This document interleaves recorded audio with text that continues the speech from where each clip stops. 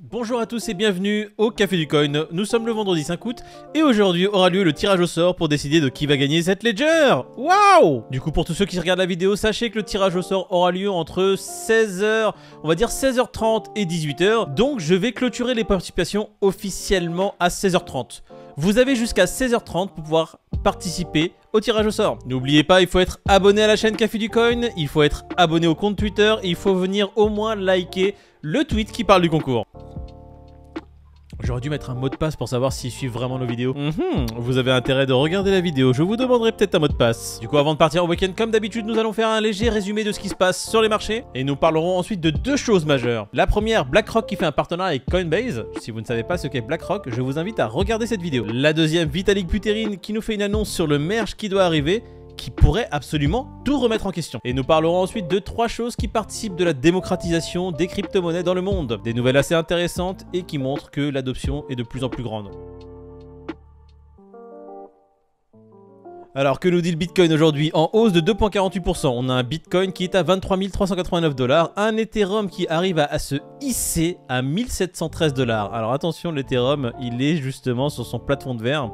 Il se fait refouler depuis un petit moment. On va le voir dans quelques minutes quand on commande les courbes. Pour le moment, nous voyons que sur le tableau général, le BNB vient enfin de passer la barre des 300 $. Il se situe actuellement à 318 $. Un Cardano qui repasse au-dessus des 50 centimes. Un Solana à 41 $. Un Polkadot à 8 $. Matic à 93 centimes. Alors, la majorité du marché est actuellement vert sur les dernières 24 heures. Sur les 15 derniers jours, c'est sensiblement vert également.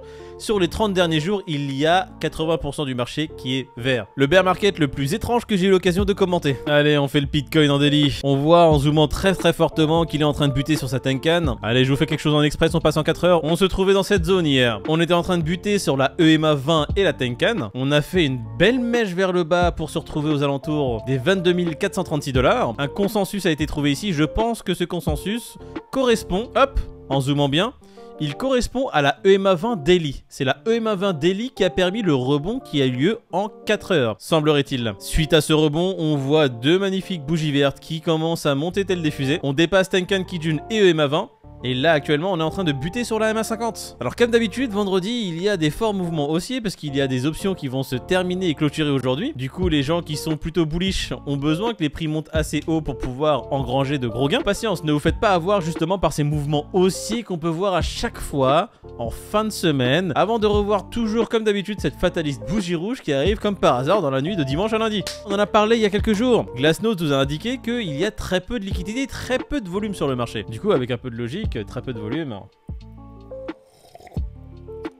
compliqué de faire monter les prix. Donc il y a des plus fortes chances pour que les prix n'arrivent pas à faire la clôture au-dessus de 25 000. Je vous remonte les ledgers que vous pouvez gagner tout à l'heure. Dépêchez-vous, il reste très peu de temps pour participer. Et attention, j'aimerais que le marché me donne tort, hein. Moi, revoir un Bitcoin à 28 000, ça me ferait plaisir. Passons à l'Ethereum. L'Ethereum, ça va être très simple, hein. On est directement en 4 heures et on voit que la bougie bute justement sur les clôtures au plus haut qu'on a eu en daily il y a quelques jours. Vous voyez ces deux bougies-là, là, le consensus qui s'est trouvé, c'était le week-end dernier. L'Ethereum s'était fait refouler justement à ce plafond de verre qu'il avait trouvé aux alentours des 1730 $.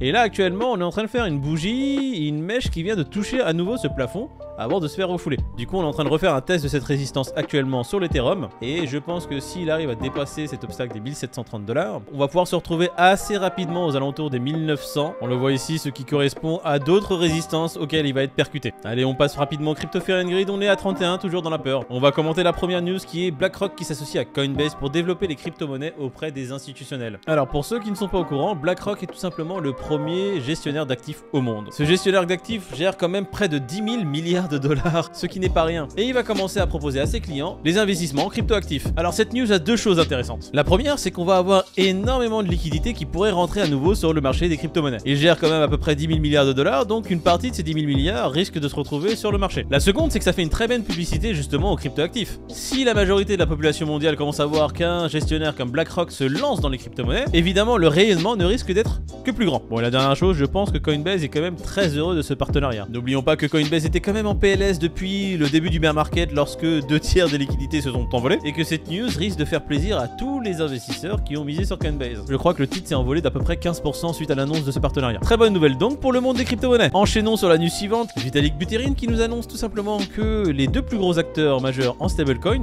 l'USDT et l'USDC, pourraient être au final ceux qui auront le dernier mot concernant ce merge dont on parle depuis maintenant des années. Pour vous résumer la chose, lorsque le merge va avoir lieu, il y aura ce qu'on appelle un hard fork, que donc nous allons avoir à partir du moment où il y aura le hard fork, non pas une chain mais deux chains similaires. Et évidemment il va y avoir un doublon des actifs qui sont sur ces chains. Du coup ce que Vitalik nous dit à travers ce message, c'est que l'USDT, l'USDC et plus largement les autres stablecoins seront ceux qui vont décider quelle chain va être utilisée en décidant eux-mêmes sur quelle chain ils vont maintenir le PEG. Pour rappel, le PEG, c'est d'assurer qu'un USDT vaut 1 $ tout le temps. Pareil pour l'USDC, le DAI et autres stablecoins. Et c'est assez intéressant de voir que des acteurs majeurs comme les stablecoins peuvent au final décider pour la communauté qui a déjà voté pour le merge, si au final, cette nouvelle chain qui va en résulter va être utilisée ou non. Et Vitalik nous dit clairement qu'il est impuissant face à cela. Par contre, il nous donne des solutions pour que dans le futur, il ne soit plus confronté à ce problème. Ce qu'il explique, c'est que il faut voir davantage d'acteurs au sein des stablecoins. Une plus grande diversité empêche qu'une petite minorité puisse s'accaparer ce si grand pouvoir. T'imagines si après tout ça, l'USDT et l'USDC disent non,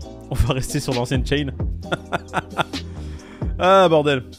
Passons à des news qui sont un peu plus légères. Binance qui lance une carte prépayée pour les Argentins. Bon, ce n'est pas une actualité fofolle, c'est juste que l'Argentine va pouvoir avoir des cartes prépayées avec des crypto-monnaies dessus, pouvoir payer avec et pouvoir retirer de la fiat dans les ATM. Et moi, ce qui m'a surpris, c'est que oui, l'Argentine. Et comme d'habitude, c'est un pays supplémentaire, encore un qui va commencer justement à pouvoir payer en crypto-monnaie. Et on terminera avec cette news qui m'a fait un peu sourire et en même temps m'effraie un petit peu. Meta qui permet à ses utilisateurs présents dans une centaine de pays d'intégrer enfin les NFT sur Instagram. Vous allez pouvoir collecter vos wallets, que ce soit MetaMask, Trust Wallet ou autres qui peuvent être supportés par l'application Instagram, pour enfin pouvoir flex vos plus beaux NFT en photo de profil. Et aussi peut-être pouvoir voir vos fonds s'envoler tranquillement lorsque vous allez collecter votre wallet. Avec toutes les news de hack qu'on a commentées depuis le début de cette chaîne.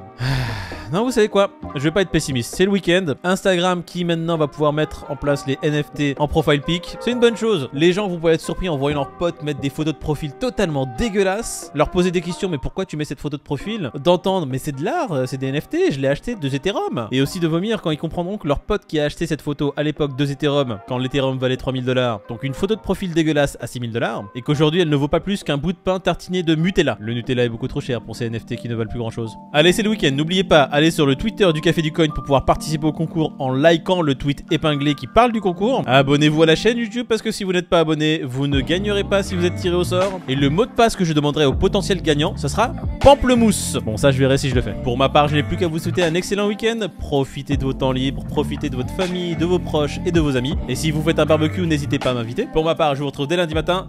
Bisous à tous.